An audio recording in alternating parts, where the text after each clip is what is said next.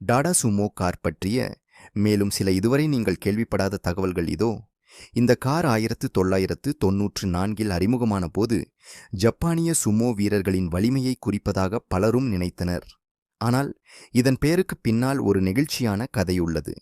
டாடாவின் முன்னாள் டி சுமந்த் மூல்கோகர் சுமாண்ட் மூல்காவோகார் அவ்வப்போது மதிய உணவு இடைவேளையில் யாருக்கும் தெரியாமல் நெடுஞ்சாலைகளில் உள்ள தாபாக்களுக்குச் செல்வார். அங்கு லாரி ஓட்டுநர்களுடன் அமர்ந்து சாப்பிட்டு கொண்டே டாடாவின் வாகனங்களில் உள்ள குறைகளையும் தேவைகளையும் கேட்டறிந்து கார் வடிவமைப்பை மேம்படுத்துவார்.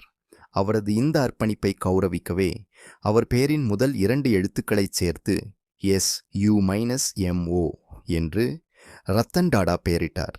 தொழில்நுட்ப ரீதியாக பார்த்தால் சுமோவின் இன்ஜின் புகழ்பெற்ற டாடா 407 மினி லாரியில் இருந்து பெறப்பட்டது. ஒரு லாரியின் உறுதியையும் ஒரு காரின் வசதியையும் இணைத்த முதல் இந்திய வாகனம் இதுதான்.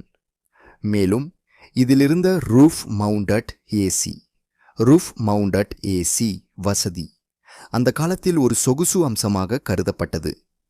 மழைக்காலங்களில் சாலைகளில் தண்ணீர் தேங்கி நிற்கும்போது பல கார்கள் பழுதாகி நிற்கும் நிலையில் சுமோவின் 190 மில்லிமீட்டர் என்ற மிக உயர்ந்த கிரவுண்ட் கிளியரன்ஸ் அதனை ஒரு படகு போல தண்ணீரில் தடையின்றி செல்ல வைத்தது. இதனால்தான் இன்று வரை பல மலைவாழ் மக்களுக்கும் இராணுவ வீரர்களுக்கும் சுமோ ஒரு நம்பிக்கைக்குரிய வாகனமாக இருந்து வருகிறது.